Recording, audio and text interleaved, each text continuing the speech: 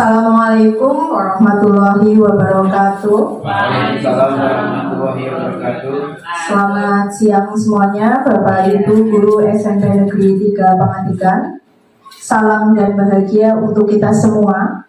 Alhamdulillahirrahmanirrahim, pada hari ini Sabtu 12 November 2022 kita dapat berkumpul di sini dalam acara diseminasi budaya positif. Sebelumnya perkenalkan, saya Citra Dewi dan rekan saya Ibu Anggi Siwi Mumpuni. Kami calon guru penggerak angkatan 6 dari Kabupaten Purbalingga, unit kerja SMP Negeri 3 Pangandikan.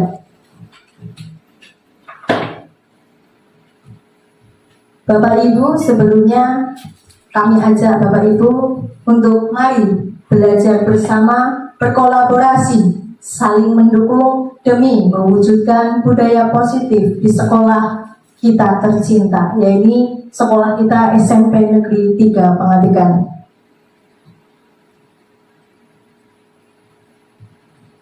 Dalam diseminasi ini ada 7 materi yang nanti akan kami paparkan. Namun sebelumnya, karena kita habis lelah mengajar, maka kita ice breaking terlebih dahulu untuk membangkar semangat kita. Ice breaking dapat dilihat di depan. Nanti saya pandu Bapak Ibu. Yang teksnya berwarna tebal itu nanti jawabannya. Kita nyanyi bersama-sama. Terlebih dahulu mohon kesediaan Bapak Ibu Guru untuk berdiri semuanya. Monggo dipersilakan.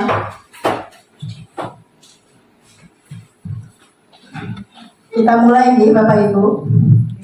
Kalau kau suka hati teriak hore, hore. Kalau kau suka hati mari semangat, semangat. Kalau kau suka hati mari kita belajar. Kalau kau suka hati bergerak, bergerak. Siapa kita?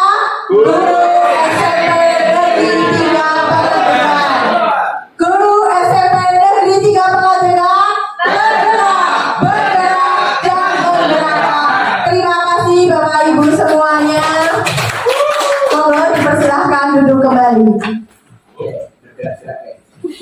Oke, mari kita bergerak, berkolaborasi untuk mewujudkan budaya positif. Hari semakin siang, tapi cuaca semakin mendung. Tapi tidak menggugurkan semangat kita untuk belajar bersama dan berkolaborasi bersama mewujudkan budaya positif di SMP Negeri 3 Pangandikan. Bapak Ibu semua, masih sama seperti sesi pertama. Mari tenangkan hati dan pikiran. Arahkan semua perhatian untuk fokus belajar. Hadirkan rasa ingin tahu, syukur, dan kebijaksanaan. Untuk kesepakatan kelas sesi 2 masih sama, yaitu hadir seutuhnya, hargai waktu bersama, buat catatan, dan angkat tangan jika hendak bertanya. Untuk materi berikutnya, yaitu kebutuhan dasar manusia. Apa saja kebutuhan dasar manusia? Yang pertama ada bertahan hidup. Perlu diingat Bapak Ibu bahwa mengajar dan mendidik itu berbeda. Mengajar itu hanya sekedar mentransfer ilmu kita kepada siswa tanpa memperhatikan apapun dari siswa kita. Atau kalau di kurikulum merdeka itu lebih familiar menggunakan kata murid. Berbeda dengan mendidik. Kalau mendidik itu menuntun segala kodrat murid agar mencapai keselamatan dan kebahagiaan setinggi-tingginya, baik sebagai manusia pribadi maupun manusia sosial. Jadi murid itu memiliki karakteristiknya tersendiri, memiliki keunikan sendiri. Begitupun kebutuhannya. Perlu Bapak Ibu ketahui sebelum kita masuk lebih lanjut ke materi budaya positif berikutnya, yaitu kebutuhan dasar manusia, bahwa materi ini juga ada di PMM, Platform Merdeka Mengajar. Jadi hari ini kita belajar apa yang memang seharusnya sudah kita lakukan. Lanjut Bapak Ibu, untuk bertahan hidup. Bertahan hidup itu berkaitan dengan sandang, pangan, papan. Itu kebutuhan hidup. Mungkin kita sering menemui jika kita masuk ke kelas, murid kita masih berkeliaran. Ketika masuk ditanya, dari mana? Dari kantin, begitu Bapak Ibu. Kenapa dari kantin? Karena saya lapar, belum sarapan. Itulah kebutuhan hidup, bertahan hidup. Ya, jadi sama seperti yang sudah dijelaskan bahwa semua apapun yang dilakukan itu memiliki tujuan. Jadi itu termasuk bertahan hidup. Jadi anak ke kantin belum sarapan, lapar, itu termasuk ke dalam kebutuhan dasar manusia, bertahan hidup. Kemudian selanjutnya, kasih sayang dan rasa diterima.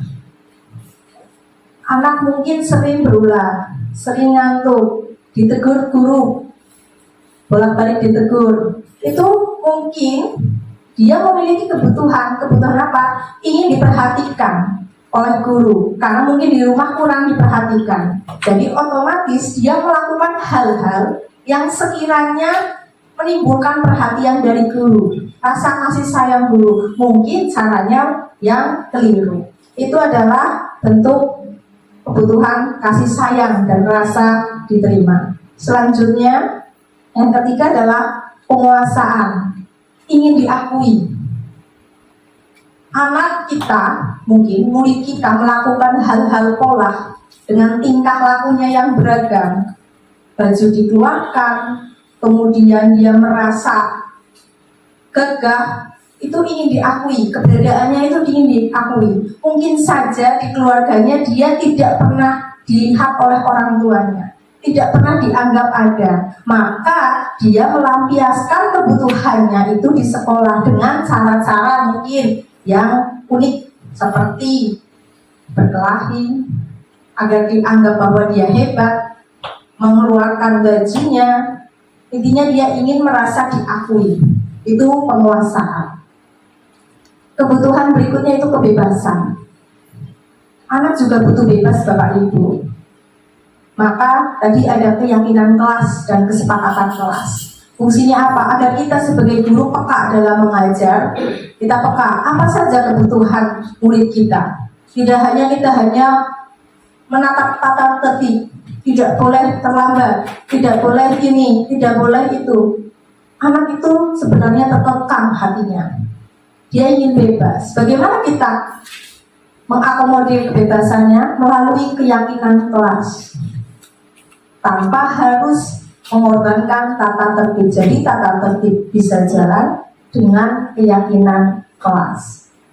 Contoh kebebasan, misal dia tidur, ada guru sedang menerangkan, dia berisik, dia itu otomatis, karena itu adalah kebutuhan dasarnya, ingin bebas.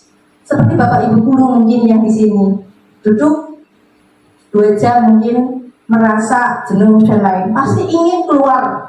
Saya yakin seperti itu. Itulah kebutuhan manusia, itu otomatis. Kebutuhan dasar kesenangan. Anak juga butuh senang. Mungkin di dalam kelas dia tidur, dia ngantuk, bisa digali juga. Dia mungkin bosan dengan cara mengajar gurunya yang monoton, yang hanya ceramah, hanya memberikan tugas saja, hanya diberi tugas, ditinggal sebentar, ditunggu lagi dan seterusnya. Itu mungkin anak jenuh. Dia membutuhkan kesenangan. Bagaimana kita sebagai guru untuk ibaratnya memenuhi kebutuhan murid kita, yaitu dengan menghadirkan media, menghadirkan model pembelajaran. Mungkin bisa menggunakan model pembelajaran problem based learning, project based learning, media juga yang variatif. Tidak harus media itu yang wah, tapi mungkin yang simple tetapi membuat menyenangkan. Itu kebutuhan kesenangan sehingga murid kita tidak jenuh di dalam pembelajaran. Hal yang sudah saya lakukan untuk membuat media, saya membuat e-book. Karena pembelajaran bahasa Indonesia itu berbasis teks dan itu sangat membosankan mungkin menurut murid. Hanya membaca, mengerjakan, membaca, mengerjakan. Jadi sesekali saya membuatkan e-book. Anak membaca, tetapi tidak di buku. Anak dipersilahkan membawa HP, membuka e-book, dia membaca di dalam sana. E-book itu ada suaranya, ada gambarnya, jadi lebih menarik untuk murid. Itu kalau di dalam pembelajaran bahasa Indonesia saya membuat e-book. Kemudian untuk media, saya berusaha membuat media. Itu ada media toples belajar, ada amplop cinta yang saya adaptasi dari reading book. Jadi kalau reading book itu buku materi ataupun soal dimasukkan ke dalam box. Kemudian saya adaptasi, saya ubah, bukan materinya yang saya masukkan ke dalam box, tetapi saya buat LKPD, saya masukkan ke dalam amplop ataupun di dalam gulungan, di dalam toples. Itu yang sudah saya lakukan untuk memenuhi kebutuhan dasar manusia, yaitu kesenangan. Nanti untuk medianya bisa dilihat ketika saya membawa, itu ada wujud aslinya atau nyatanya. Selanjutnya, Bapak Ibu, mari kita simak video berikut.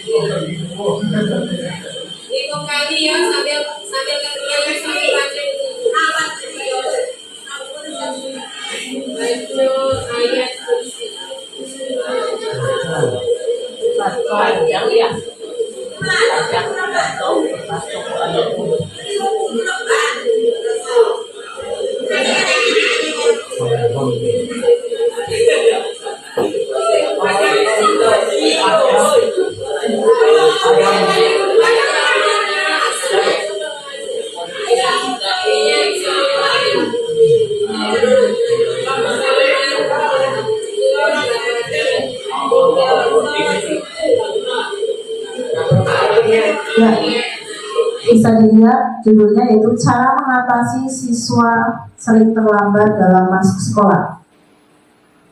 Dilanjut.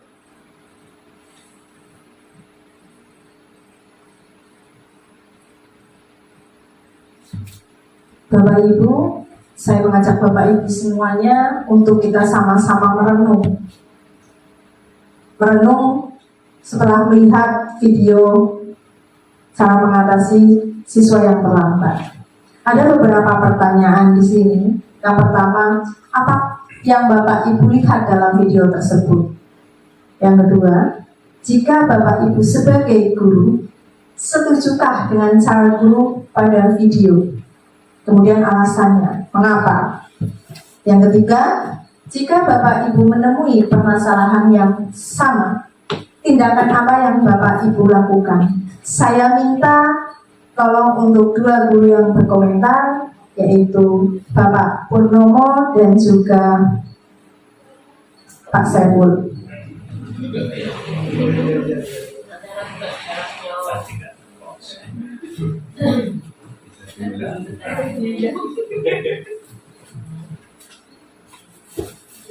Disilakan untuk menjawab 3 pertanyaan terkait video.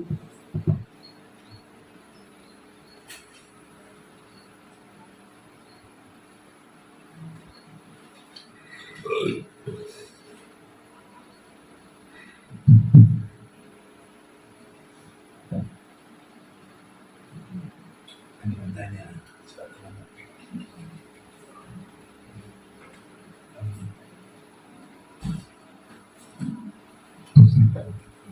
Terima kasih Bu Citra.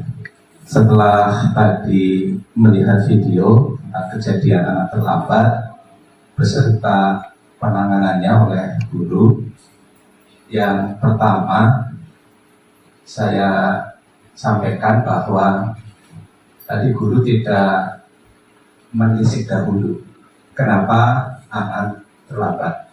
Anak terlambat pasti ada sebab. Kalau ini bukan kebiasaan, pasti ada sebab yang mendesak.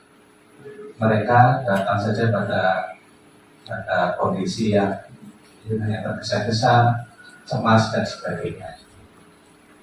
Sehingga lebih baik jika ditanya alasan terlambat. Kemudian yang kedua tentang penanganannya. Mereka diminta untuk membaca Al-Quran, membaca doa-doa, ya menurut saya sih tidak masalah lah, tidak masalah. Ya itu sebagai bukan hukuman ya Bu, sebagai konsekuensi. Kalau itu sebelumnya sudah ada kesepakatan dan disosialisasikan. Tapi kalau itu serta-merta mungkin bisa menjadi hukuman karena terbebani. Mungkin tidak semua anak nyaman dengan itu. Sementara itu Bu. Yang ketiga Pak, jika Bapak menemui permasalahan yang sama, tindakan Bapak yang lakukan apa? Jika menemui permasalahan siswa yang terlambat, apa yang Bapak lakukan? Simpelnya seperti itu. Oh iya, jika saya yang menemui, misalkan saya pas piket di sekolah, kita kan ada piket untuk diantaranya tugasnya adalah menangani siswa yang terlambat. Ya pertama saya tanyakan kenapa terlambat. Kalau alasannya logis dan tidak dikasih anak berbohong, ya keterlambatan itu bisa kita maafkan dan anak diberi surat pengantar untuk masuk ke kelas. Kemudian seandainya alasannya nggak logis karena kemalasan mereka, karena kebiasaan, bahkan jadi kebiasaan yang dilakukan berbulan-bulan, maka saya mungkin juga akan melakukan tindakan yang bisa mengubah kebiasaan buruk tadi, ya misalkan dengan yang seperti tadi juga tidak masalah menurut saya, walaupun itu masih termasuk hukuman ya Bu ya, tapi saya belum punya ide yang lain gitu. Terima kasih Bu.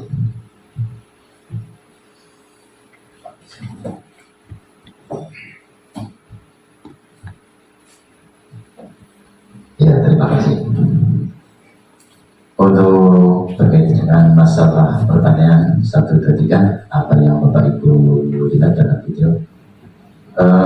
Kalau saya melihat dari video dengan tema terlambat, kayaknya kurang pas karena di belakangnya ada background anak bermain, gitu. Ya, di belakangnya ada anak dengan background bermain, sehingga kayaknya kurang pas banget, ya. Kemudian guru lanjut juga, walaupun anak itu tadi terlambat, ada beberapa anak yang bajunya tidak dimasukkan dan tidak ditegur. Itu yang saya lihat dari video. Kemudian yang kedua, setuju atau tidak? Kalau saya setuju. Mungkin masing-masing guru punya patokan atau punya strategi di dalam memberikan hukuman atau sanksi terkait dengan tadi untuk kemudian untuk baca ayat kursi itu juga bagus karena dampaknya anak berarti ada penekanan untuk selalu siap apapun sanksinya nanti pada saat dia terlambat, walaupun jelas anak tidak ingin terlambat. Kalau dibilang tidak setuju ya tidak mungkin gitu kan, anak terlambat di kiri gitu. Dan tetap saya setuju karena pertama memberikan penekanan kepada aturan, yang kedua agar anak itu selalu ingat terhadap aturan-aturan yang ada, baik itu bagi yang terlambat ataupun yang tidak, karena jelas akan terngiang di pikiran mereka, anak terutama, kalau saya terlambat saya kena sanksi, dan sanksinya saya tidak tahu. Jadi seperti teka-teki, karena bisa saja nanti yang ketemu misalnya Pak Purnomo atau Pak Suko atau saya, jelas masing-masing punya sanksi yang berbeda-beda. Mungkin Pak Pur tadi dengan berbagai pertanyaan, kalau saya mungkin anak disuruh sesuai dengan pelajar Pancasila, mungkin tak suruh nyanyi lagu wajib 2 kali atau tak suruh sholat duha sekalian. Nah itu juga sanksi, mungkin tidak sesuai dengan keterlambatannya, tapi juga berdampak baik anak jadi tahu. Atau mungkin bisa dibikin pilihan, kamu mau sanksi yang mana, sholat duha atau nyanyi. Di situ juga guru akan tahu sampai di mana karakter anak itu. Itu untuk yang ketiga, jika Bapak Ibu menemui permasalahan yang sama, sebenarnya sudah tersinggung di jawaban yang kedua. Saya menemui permasalahan yang sama, saya akan membuat sanksi. Pertama, saya akan tanyakan jam berapa bangun, aktivitas apa setelah bangun, kemudian naik apa dia ke sekolahan. Maka kita akan tahu secara pasti terlambatnya di mana. Itu kesalahan orang tua atau anaknya sendiri yang benar dan sebagainya. Kemudian dikasih suatu sanksi agar anak itu ada efek sebenarnya, ada efek agar lebih memperhatikan. Seandainya saya bangun jam sekian terlambat, berarti saya harus lebih kasih lagi. Karena kalau pekerjaan rumah itu anggaplah suatu rutinitas yang memang harus dikerjakan, maka biar anak itu bisa memanage waktu, mengatur waktu. Ini seandainya saya menemui, ya masalah sanksinya ya seperti tadi, tak kasih pilihan, mau sholat duha atau nyanyi lagu wajib sesuai dengan kurikulum belajar merdeka, atau menciptakan pelajar yang Pancasila atau pelajar karakter lah intinya ya. Jadi pada dasarnya dari video yang saya lihat tadi, saya setuju, terlepas dari masalah masing-masing guru di dalam memberikan sanksi-sanksi. Yang penting sanksinya tidak menyiksa. Begitu, terima kasih.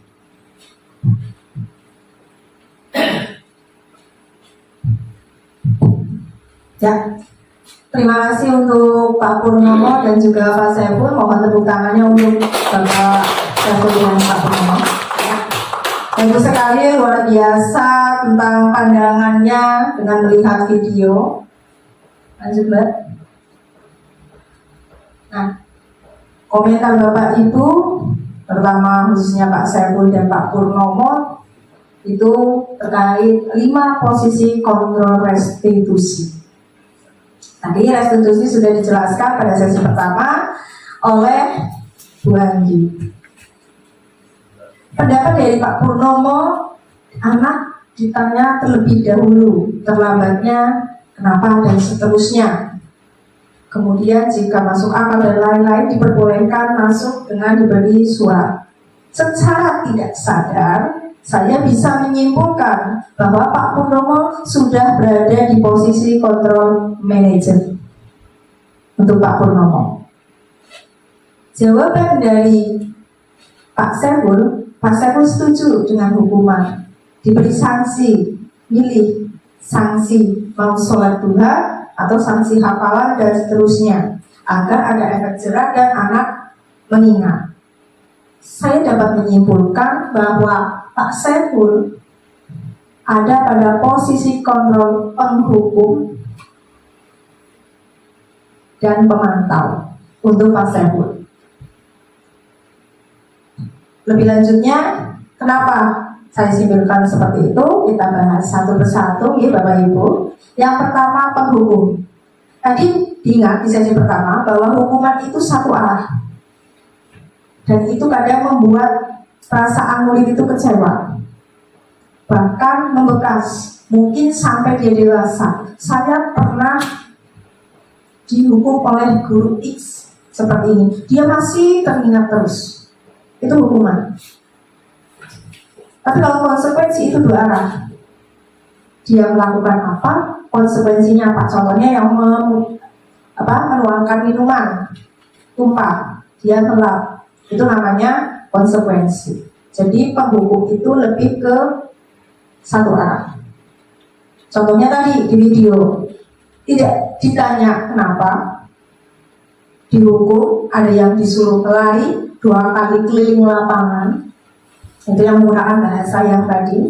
Kemudian ada juga yang menghafal, ada juga yang membaca, dan di belakang itu masih mengantri anak yang untuk dihukum. Itu posisi penghukum. Jadi guru itu tidak mau tahu alasan siswa itu terlambat. Contohnya, misal ada si A terlambat, seharusnya masuk pukul 7, dia datang setengah 8. Guru pikir di depan standby. Tanpa ditanya, kamu terlambat kenapa? Guru tersebut langsung, silahkan kamu lari ke lapangan, atau silahkan kamu push up. Itu namanya penghukum. Tidak mau tahu alasan apapun, yang penting dia salah, dia dihukum. Itu namanya penghukum. Kemudian pembuat merasa bersalah. Contoh, misal ada Bapak Ibu guru yang bertugas piket untuk mengkondisikan kelas. Ini mungkin sering terjadi. Sudah dikondisikan, anak tetap ada yang keluar. Bapak Ibu guru yang piket ditegur oleh kepala sekolah. Kemudian Bapak Ibu mendatangi kelas tersebut. Anak-anak, mohon tolong kondusif. Apa tidak kasihan dengan Pak Guru? Pak Guru sudah berkeliling untuk mengkondisikan. Apa tidak kasihan dengan Bapak Guru? Bapak Guru juga harus mengajar. Itulah pembuat merasa bersalah. Jadi kita ibaratnya menggali siswa untuk merasa bersalah agar mau memahami kita. Teman, kalau teman itu lebih kepada ayo mengajak, lebih kepada mengajak, itu teman. Kemudian pemantau, kalau pemantau ini lebih saklek. Guru piket melihat siswanya terlambat atau muridnya terlambat, misal di tata tertib terlambat 10 menit, hukumannya lari. Ya sudah, dia hanya saklek dengan apa yang ada di tata tertib. Bedakan dengan penghukum. Kalau penghukum tidak mau tahu alasannya di tata tertib apa hukumannya, ya nanti dia menghukum. Tapi kalau pemantau itu saklek, hukumannya A ya A, hukumannya B ya B, sesuai dengan apa yang ada di tata tertib. Kalau manajer, ini guru mengevaluasi siswa. Jadi ditanyakan, kamu terlambatnya kenapa? Misal, saya main game terlalu malam sehingga bangun siang. Kemudian guru tersebut itu mengajak siswa untuk mencari solusinya sendiri. Berarti agar kamu tidak terlambat, apa yang harus kamu lakukan? Bapak Ibu guru itu menggali siswa, mengevaluasi dan menggali siswa untuk menemukan solusinya sendiri. Itu namanya manajer. Nah, sekarang kita boleh renungkan Bapak Ibu sudah ada di posisi mana? Apakah penghukum ataukah pembuat merasa bersalah, ataukah teman yang friendly, ataukah pemantau, ataukah manajer. Dilanjut. Nah, ini penjelasan yang lebih rincinya. Menghukum, menghadik, menunjuk-nunjuk, menyakiti, menyindir. Kamu ini menunjuk saja itu sudah termasuk menghukum. Di sini ada rasa yang benar-benar siswa itu kecewa, merasa malu, itu menghukum. Misalnya kelasnya kotor gara-gara kamu. Siswa diterbut tidak boleh memakai sepatu seharian. Alangkah malunya dia, itu menghukum. Dan itu mungkin akan merasa kecewa mungkin sampai kapanpun, itu jangka yang panjang. Kemudian kata-katanya, kalau kamu tidak melakukan, awas ya, rasakan, itu menghukum. Jadi lebih orang yang lebih ibaratnya kasar, itu menghukum. Kemudian hasilnya anak itu memberontak, menyalahkan orang lain, berbohong karena takut dihukum. Kemudian kaitan dengan dunia berkualitas, murid meletakkan guru di luar dunia berkualitas. Jadi sudah tidak memikirkan gurunya tersebut lagi. Kemudian biarkan saja, nanti juga marah-marah lagi. Jadi apapun yang dia lakukan dia merasa salah sehingga dia merasa cenderung cuek. Salah ya dihukum, benar ya dihukum. Ada saja yang dicari kesalahannya, itu namanya penghukum. Datang pada murid mengulangi kesalahan karena berontak, dihukum terus, dia merasa apa saya salah terus. Mungkin siswa itu harus diberi pemahaman, tapi kalau menghukum itu tidak, karena tidak mau tahu. Terus-terusan dihukum sehingga anak itu jenuh, malah dia semakin memberontak, sudah tidak peduli lagi. Ibarat kata kasarnya alam berdoa. Kemudian untuk membuat merasa bersalah, berceramah dan mengatakan seharusnya kamu seperti ini. Kalau tidak seperti ini kan ibu yang dimarahi kepala sekolah misal. Itu namanya membuat rasa bersalah. Jadi kita mengatakan kepada siswa dan pengantarnya untuk mengetuk hati siswa, kasihan terhadap kita dan dia merasa bersalah. Itu untuk membuat orang merasa bersalah.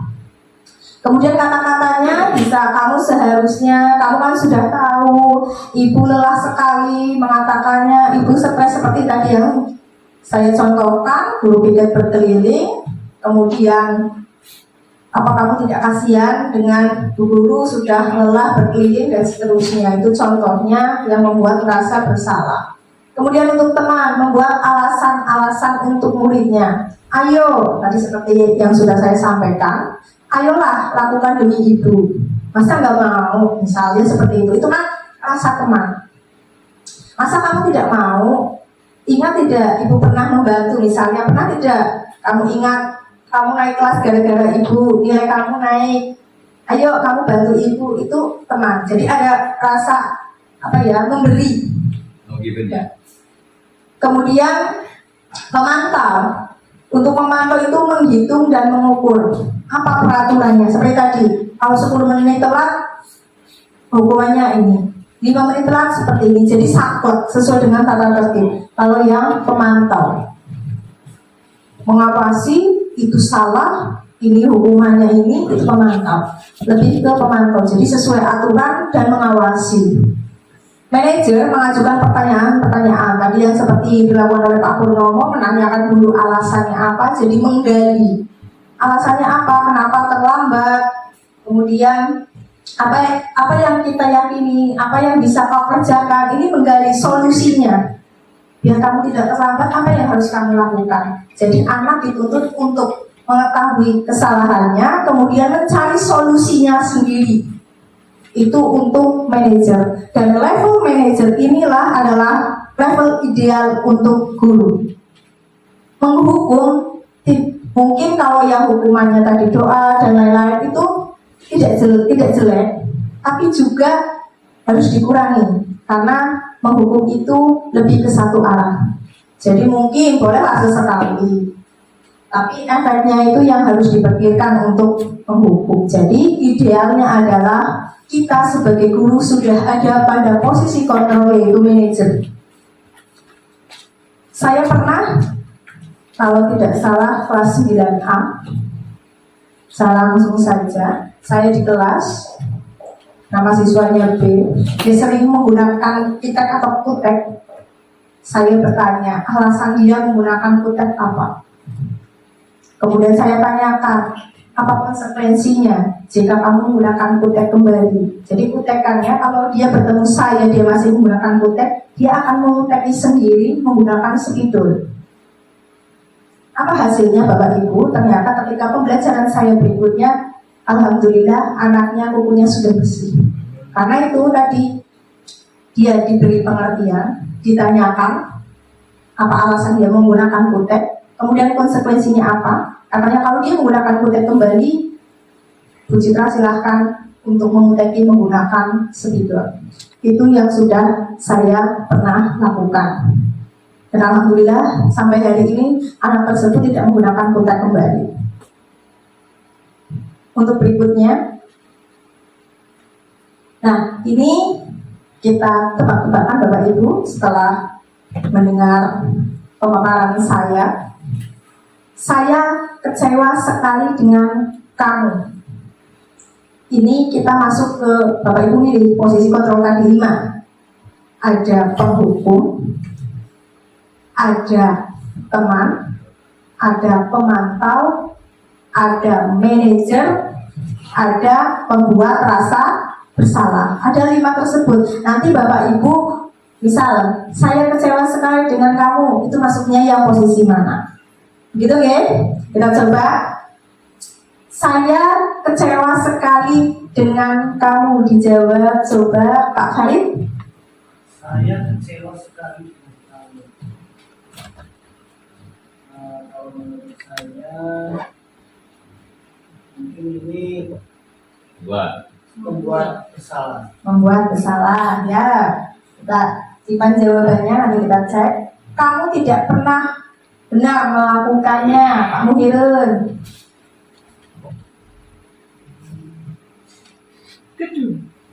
Pemantau. Pemantau. Ayolah lakukan demi ibu atau bapak, Pak Oka.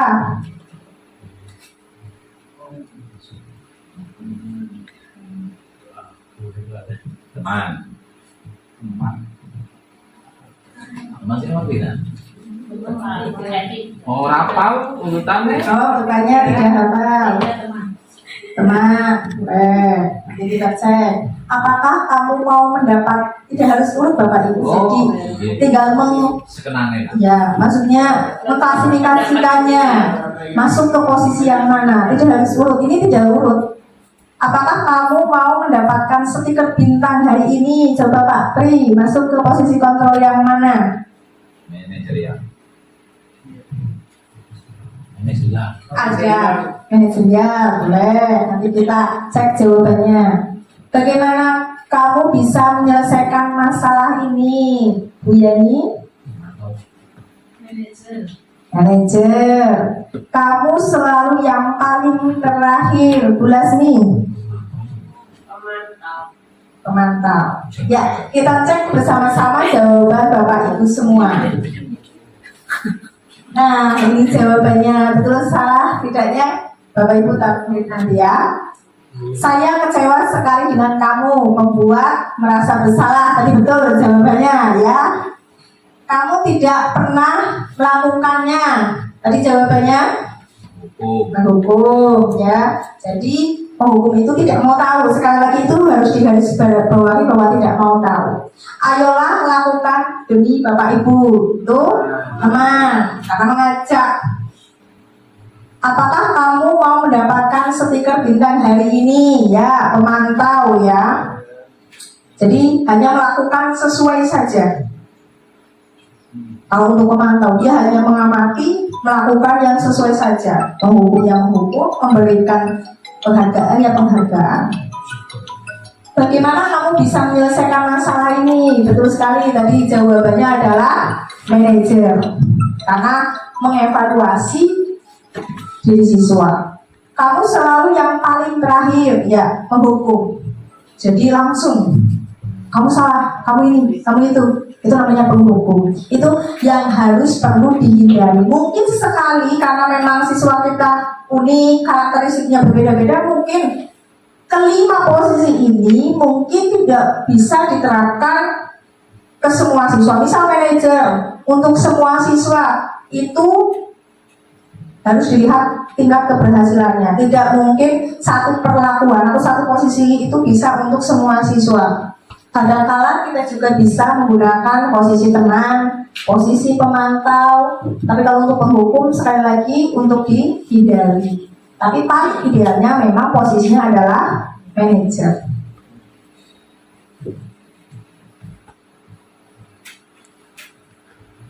Intervensi ini bisa membantu murid kembali ke tujuan semula dengan cukup singkat dan dengan cara non-konfrontatif. Pertanyaan-pertanyaan yang diajukan bisa dikemukakan oleh semua orang pemantau atau manajer.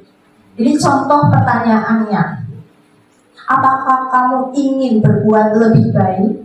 Itu bisa. Kalau ada anak yang salah, apakah digali? Apakah dia ingin menjadi lebih baik?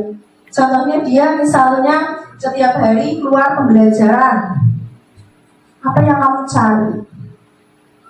Tidak ada bu misalnya. Tapi saya bosan dan jenuh. Ditanya lagi, apa kamu ingin menjadi lebih baik? Itu bisa. Itu pertanyaan pemantik. Kemudian, apakah saat ini kamu sedang menjadi orang yang sedang kamu inginkan? Jadi kita menggali. Sebenarnya apa sih yang mau kamu lakukan? Kamu lakukan ini tujuannya apa? Itu kita harus gali terlebih dahulu. Kemudian kita tanyakan solusinya. Ada beberapa. Bisa nanti materi ini bisa kami share di grup. Ya. Lanjut. Nah, kita masuk ke segitiga restitusi. Sudah dijelaskan untuk segitiga restitusi, yaitu ada materi sesi 1 oleh Ibu Anggisi Mumpuni. Jadi ada 3 langkah, yaitu menstabilkan identitas, itu yang di bawah di segitiga. Untuk dasarnya menstabilkan identitas secara yang pertama. Yang kedua yaitu validasi kebutuhan. Kemudian menanyakan keyakinan. Keyakinan ini bisa keyakinan sekolah ataupun keyakinan kelas. Kalau kita mengajar bukan wali kelas, berarti keyakinan kelas yang kita ajar, seperti tadi yang sudah dipraktekkan oleh Ibu Anggisi Mumpuni, sudah melaksanakan implementasinya. Menstabilkan identitas ini bisa melalui pertanyaan. Setiap orang pasti pernah melakukan kesalahan. Ditanya terlebih dahulu. Jadi digali. Itu untuk menstabilkan identitas. Contoh gampangnya seperti ini. Misal ada murid si B. Dia misalnya yang paling sering itu ke WC atau ke toilet. Itu yang paling sering terjadi mungkin di sekolah ini, izin ke toilet. Kita menstabilkan identitas terlebih dahulu, yaitu pernah melakukan kesalahan. Kita bisa menanyakan terlebih dahulu untuk menstabilkan dia. Kenapa kamu sering ke toilet? Dia nanti akan bercerita. Alasannya apa? Itu menstabilkan terlebih dahulu. Jadi ditanya. Kemudian validasi kebutuhan. Mungkin dia tadi menjawabnya bosan bu. Mungkin seperti itu. Baik, kalau kamu bosan, itu divalidasi lagi tindakannya. Baik, kamu bosan. Kalau kamu bosan atau jenuh, apa yang bisa kamu lakukan tanpa harus kamu izin bolak-balik ke toilet? Itu divalidasi. Kemudian menanyakan keyakinan. Misalnya dia tadi menjawab, saya belajar di luar kelas bu. Misalnya menjawabnya seperti itu, tadi yang divalidasi. Nah, kamu tahu tidak keyakinan kelas apa yang sudah kamu langgar? Kalau kamu bolak-balik izin ke toilet, tidak mengikuti pelajaran. Keyakinan kelas disiplin, Bu. Misalnya seperti itu. Kalau kita sudah membuat keyakinan kelas, baik disiplin. Lalu apa yang kamu lakukan agar kamu meningkatkan disiplin? Kita gali lagi, dia menemukan solusi. Saya tidak akan bolak-balik izin ke toilet karena pembelajarannya sudah di luar kelas. Mungkin seperti itu untuk segitiga restitusi. Jadi yang pertama distabilkan dulu, ditanyakan alasannya. Yang kedua divalidasi. Kemudian yang ketiga ditanyakan keyakinan kelasnya. Untuk apa keyakinan kelas ditanyakan? Untuk memancing solusi apa yang dia bisa lakukan agar tidak lagi izin bolak-balik ke toilet. Bisa dipahami Bapak Ibu? Ya, itu untuk segitiga restitusi. Ini contoh menstabilkan identitas. Tadi contoh realnya atau singkatnya. Kalau ini adalah kata-kata atau kalimat-kalimat yang mungkin bisa masuk ke menstabilkan identitas. Yang pertama, kamu bisa saja berbuat salah itu hal yang manusiawi. Jadi distabilkan dulu agar anak tidak langsung dijudge salah. Tidak ada manusia yang sempurna. Bapak Ibu juga salah. Itu sebagai pembuka, menstabilkan identitas. Ya kalau kita ingin bebas, ya bisa tadi. Ya semua orang mungkin butuh kebebasan. Kemudian validasi kebutuhan. Kamu bisa saja kan melakukan hal yang lebih buruk, tapi kamu tidak melakukan. Kamu pasti punya alasan mengapa melakukannya. Divalidasi sampai ketemu dia itu melakukannya, itu kenapa? Kemudian keyakinan, menanyakan keyakinan. Apa nilai yang kita percaya? Tadi jawabannya disiplin.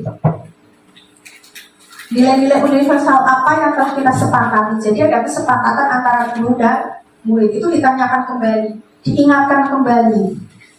Jadi nilai apa yang kamu langgar? Setelah itu digali lagi solusi dari peserta didik tersebut, murid tersebut atau siswa tersebut. Penyebutannya bebas. Nah, itu untuk segitiga restitusi. Bapak Ibu, agar kita tidak jenuh karena sudah 2 sesi, kita terlebih dahulu mendengarkan lagu berikut.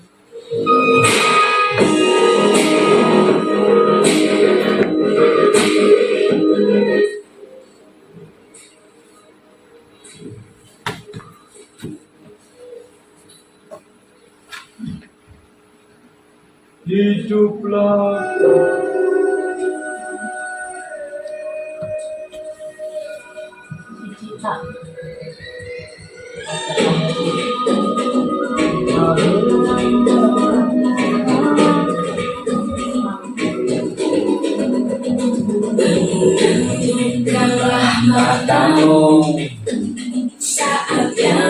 Boleh nyanyi bersama Bapak Ibu? Masih tahu mau nyanyi? Pandangan ke depan, Tuhan kan menuntun. Sadarilah masa berganti, tantangan kan kita hadapi.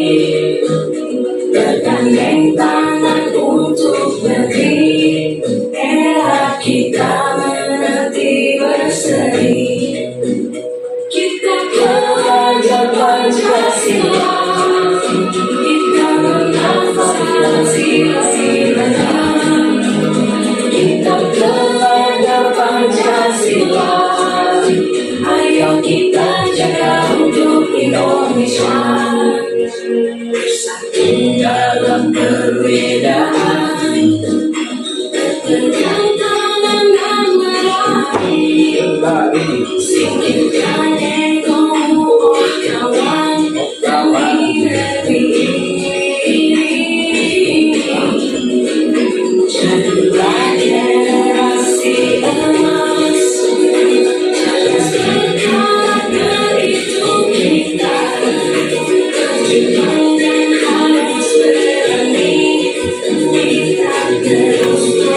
berprestasi.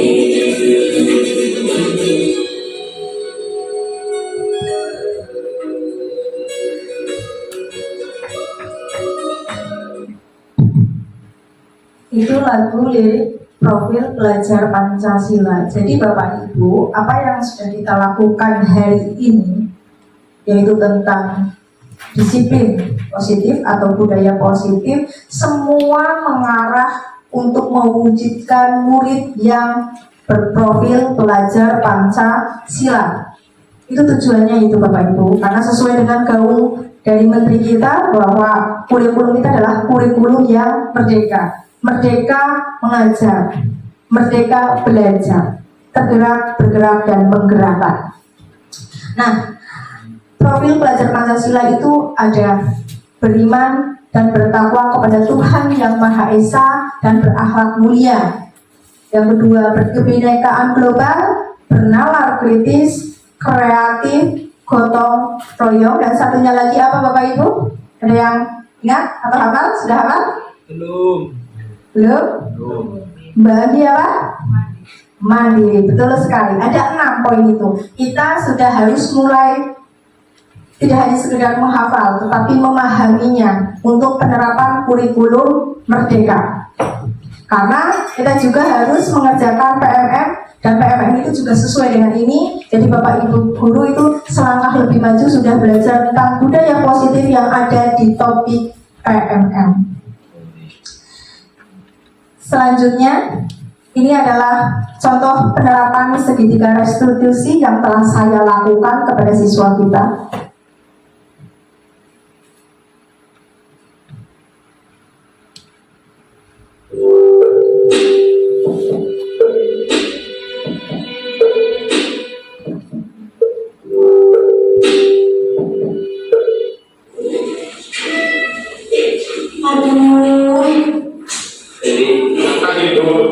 Ya, pagi jadi.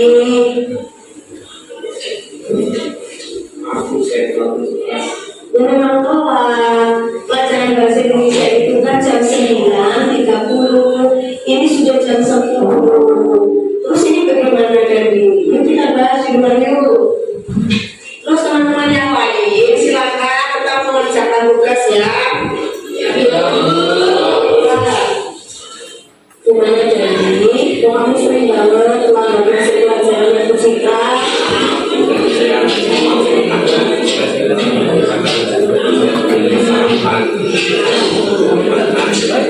Baiklah, nah menurut kamu keyakinan kelas apa yang harus kamu gunakan? Apakah kamu bersedia untuk memperbaikinya agar kamu tidak nanti saat pergantian jam pelajaran lagi? Kalau misalnya kamu berhenti lagi, kamu lihat rumah dan tidak sarapan lagi, apa yang kamu lakukan?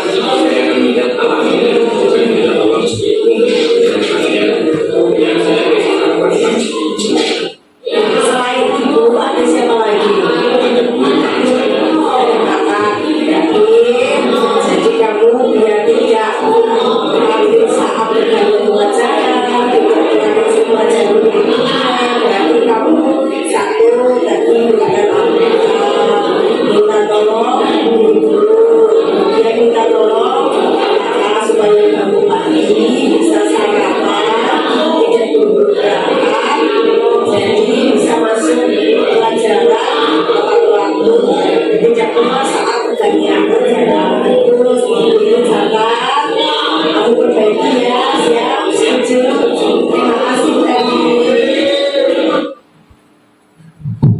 Ya, itu adalah contoh segitiga restitusi yang telah saya lakukan, dan saya memang mencontohkannya dengan siswa-siswa yang memang sering melakukan masalah. Jadi saya mencarinya itu siswa yang memang sering melakukan masalah. Saya tidak membuat video dengan anak yang baik, saya jadikan model, tidak. Tapi saya benar-benar mencari model itu anak yang bermasalah, saya restitusi.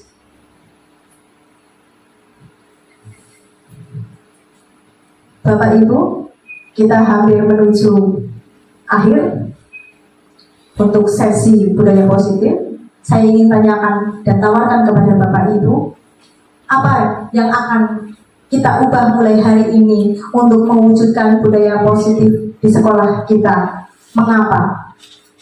Coba untuk Ibu Yani bisa dijawab, mungkin dibantu menjawab. Apa yang akan kita mulai hari ini untuk mewujudkan budaya?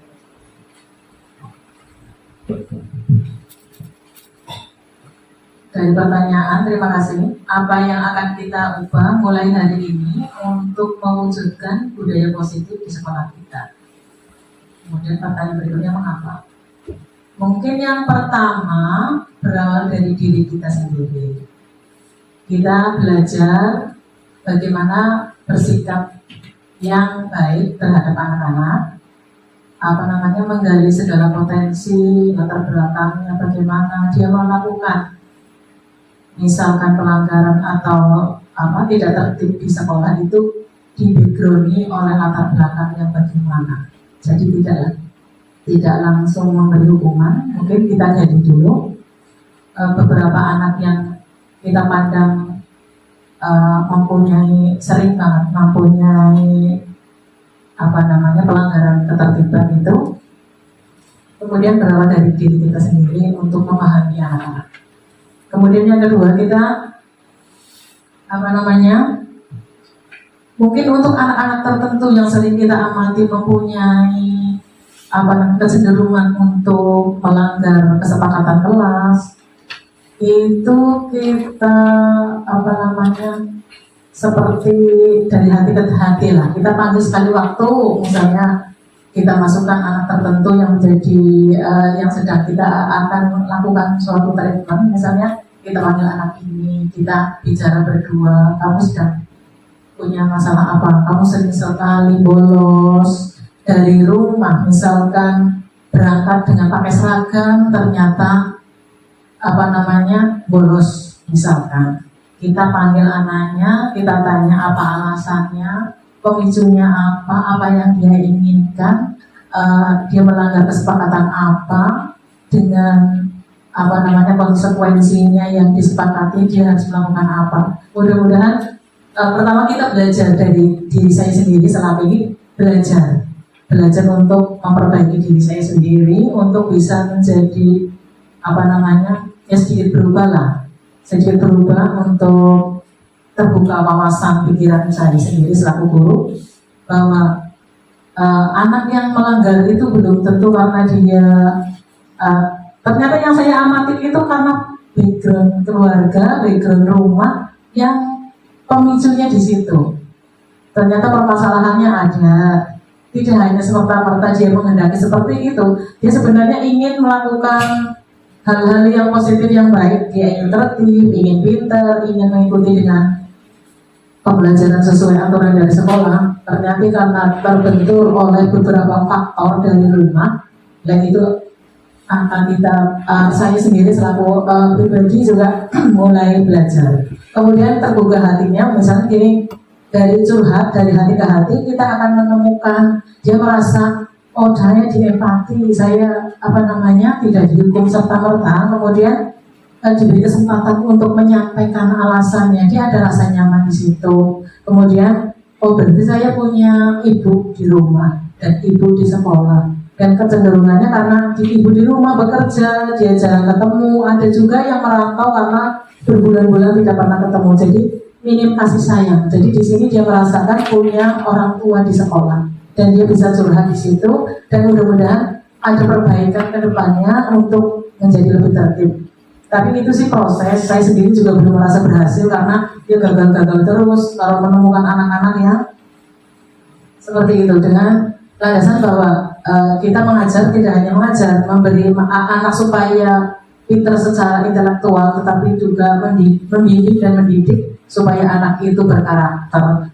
Dan itu berlandaskan, maksudnya kita mengarahkan anak bahwa ini tanggung jawab orang tua, guru, dan kita semua, bahwa kamu ke sekolah itu belajar atas amanah dari orang tua supaya kamu pintar, supaya kamu punya bekal untuk masa depan kamu. Ini kebutuhan kamu yang butuh punya kesadaran bahwa saya butuh ilmu, saya butuh belajar dengan sebaik-baiknya untuk masa depan dia sendiri. Jadi tanamkan kesadaran seperti itu. Memang butuh waktu untuk proses seperti itu. Saya juga namanya mulai dari sedikit demi sedikit lah, mulai dari membenahi diri sendiri. Kemudian mudah-mudahan dari sedikit kecil itu, yang kecil itu bermanfaat. Walaupun mungkin pengaruhnya tidak banyak, tidak kecil. Misalkan contohnya menanamkan bagaimana anak itu jujur dalam beli jajan. Di sekolah ada kantin kejujuran, di mana di situ nilai manfaatnya yang pertama, maka saya terus tetap menjalankannya karena pertama menanamkan kejujuran itu mendidik anak untuk jujur walaupun tidak diawasi langsung oleh penunggu atau penjaga tokonya. Jadi dia merasa diawasi oleh malaikat, oleh Allah, bahwa kalau tidak jujur itu mencuri itu dosa, dia punya konsekuensi akhirat, bahkan konsekuensi dunianya ada, makanan yang dia makan itu haram, nanti tidak baik buat kesehatan, tidak baik buat pola pikir dia, jadi sulit untuk diarahkan menjadi anak soleh. Yang pertama, menanamkan karakter jujur. Yang kedua, memfasilitasi anak-anak yang belum sarapan pagi. Kalau belum sarapan pagi, sulit untuk berfokus ke pelajaran. Karena apa? Dia memikirkan perutnya yang keroncongan, buru-buru memikirkan materi untuk mudeng, untuk menahan, untuk bisa tidak lemes, untuk bisa mengikuti pelajaran. Jadi beberapa nilai manfaat yang diharapkan bisa muncul dari misalkan bagi menerapkan kantin kejujuran. Terima kasih. Mohon maaf apabila belum pas. Terima kasih. Assalamualaikum warahmatullahi wabarakatuh. Ya, Waalaikumsalam warahmatullahi wabarakatuh. Luar biasa. Terima kasih untuk Bu Yani. Kita sama-sama belajar. Saya dan Bu Gizi Mumpuni di sini pun kita masih dalam proses belajar dalam utamanya pendidikan guru penggerak. Ya, yang pertama Bu Yani akan melakukan perbaikan dalam dirinya sendiri. Yang pertama, yang kedua curah pendapat. Kemudian yang ketiga, jujur itu masuk ke nilai kebajikan, yaitu jujur. Kemudian beliau juga ingin menanamkan kantinnya itu untuk anak yang lapar, untuk memenuhi kebutuhan. Jadi itu masuk ke kebutuhan dasar, yaitu bertahan hidup. Ya, bagus sekali. Kemudian ini untuk semuanya saja. Bersediakah Bapak Ibu berkolaborasi bersama kami mewujudkan budaya positif? Bersedia Bapak Ibu? Oke, terima kasih, tepuk tangan untuk Bapak Ibu semuanya.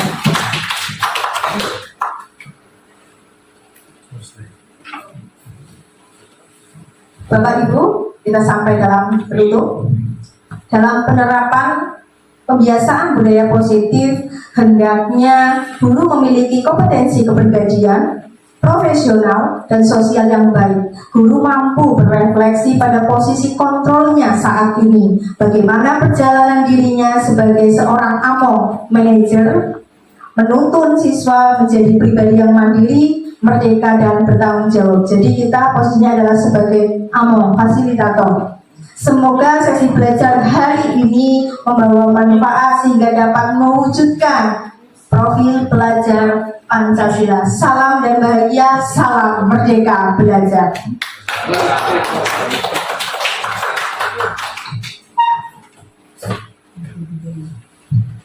Terima kasih kepada rekan saya Ibu Citra Dewi yang sudah memberikan materi dengan luar biasa ya. Semoga bermanfaat bagi kita semua. Nah, di penghujung acara pada siang hari ini dibuka sesi pertanyaan terlebih dahulu. Mungkin dari Bapak Ibu semua ada hal yang masih ingin ditanyakan kepada kami dan semoga kami bisa memberikan penjelasan. Terima kasih. Lasmi,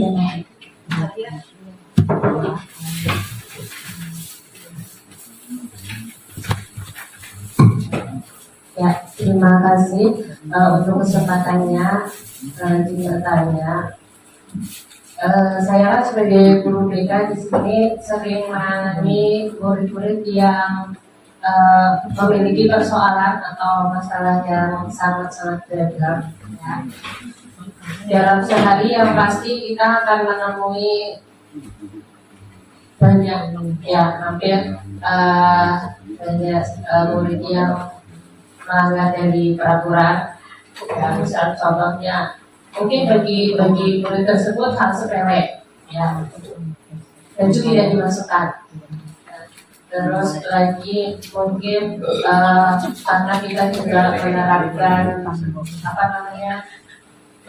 setiap harinya menerapkan bersihan itu sangat tinggi di sekolah kita, tetapi masih ada juga murid yang kurang menyadari, jadi mereka masih membuang sampah sembarangan, misalnya di kelas dibuang lewat jendela. Nah, itu mungkin bagi mereka hal yang sepele, tapi sebenarnya bagi kita itu kalau misalnya hal ini dibiarkan begitu saja, ini akan menjadi persoalan yang berlarut. Nah, yang pasti kita juga sudah berupaya, ya, sudah menegur, sudah yang pasti sudah memanggil siswa tersebut, gitu, ya. Tetapi pada kenyataannya, kalau yang sudah disampaikan tadi, kita sudah sampai pada posisi manajer, ya, kita sudah melakukan berbagai upaya, tetapi ternyata belum bisa maksimal dan belum berhasil, ya, dan siswa tersebut masih melakukan pelanggaran-pelanggaran tersebut.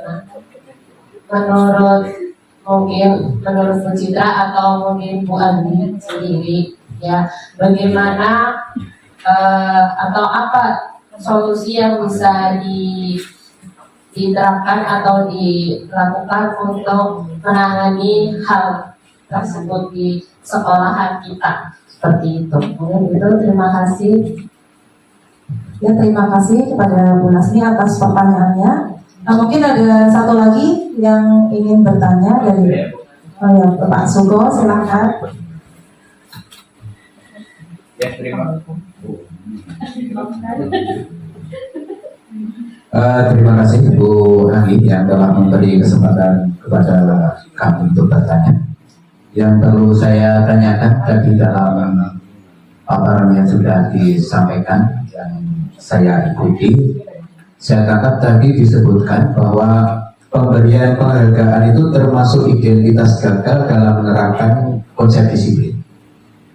Sehingga kalau demikian, apakah artinya pemberian penghargaan itu tidak perlu dilakukan?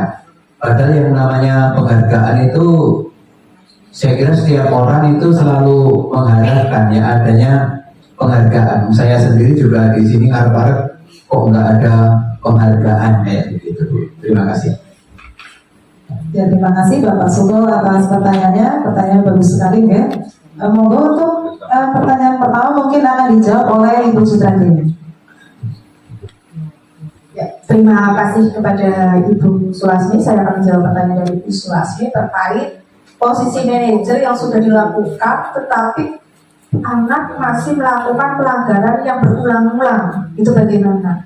Nah, sekali lagi bahwa ditekankan bahwa posisi manajer ini adalah posisi yang paling ideal. Sebenarnya ini paling ideal. Tapi kembali lagi, ingat bahwa kodrat anak itu berbeda-beda.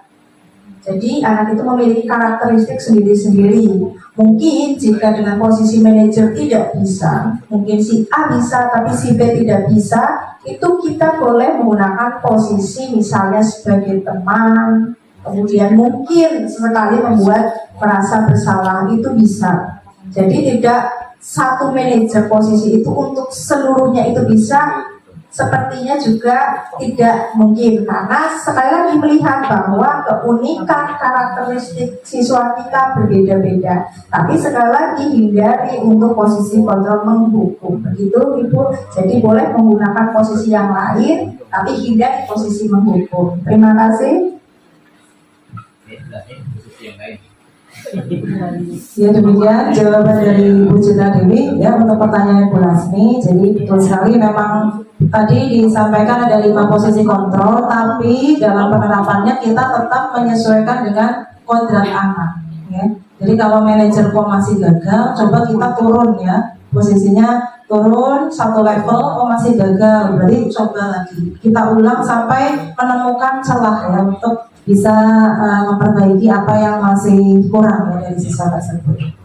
Kemudian untuk pertanyaan kedua tadi terkait dengan penghargaan, di hukum penghargaan, memang dibaca dari judulnya itu sangat menarik, ya, sangat loh kok diberi penghargaan masa dihukum ya.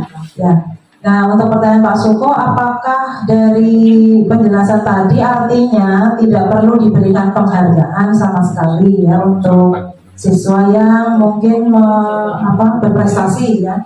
Nah, kalau menurut saya ya, saya pribadi itu penghargaan di sini mungkin dari materi ini itu diartikan penghargaan berupa benda ya, misalnya berupa materi ya, itu kan materi itu kan ada ukurannya. Mungkin kalau anak diberikan materi misalkan uang, hadiah uang 100.000, dia akan mengukur kualitasnya, mengukur ketercapaiannya hanya sekedar besaran uang itu ya. Akhirnya dia itu jadi tidak, kebahagiaan dia dalam mencapai suatu prestasi jadi tertimbun ya dengan adanya penghargaan yang diberikan berupa uang ya. Padahal namanya prestasi ya, kebahagiaan tidak bisa diukur ya.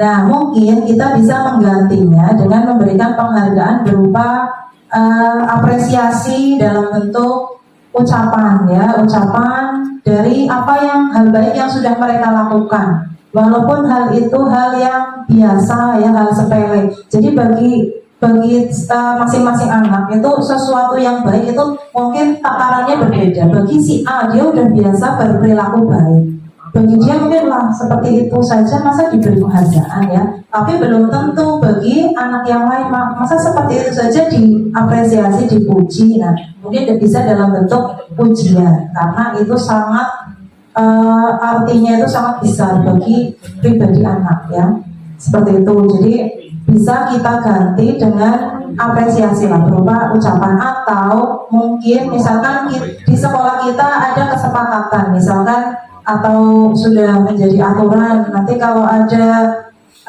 kenaikan kelas atau pembagian rapor, kita bisa menyepakati ada penghargaan untuk siswa yang dianggap disiplin ya, atau bisa diukur dari hasil kognitifnya ya, tidak hanya dalam materi saja, namun dalam sikapnya juga. Nah, dia bisa diberikan penghargaan berupa benda yang masih sesuai dengan kebutuhannya sebagai seorang pelajar. Cuma itu bisa kita berikan secara konsisten ya, sudah disepakati dan anak juga sudah mengetahui kalau dia itu berprestasi dalam hal tersebut akan memperoleh penghargaan. Jadi sesekali, tidak menjadi suatu kebiasaan yang tidak konsisten. Mungkin seperti itu jawaban dari saya, Bapak Suko.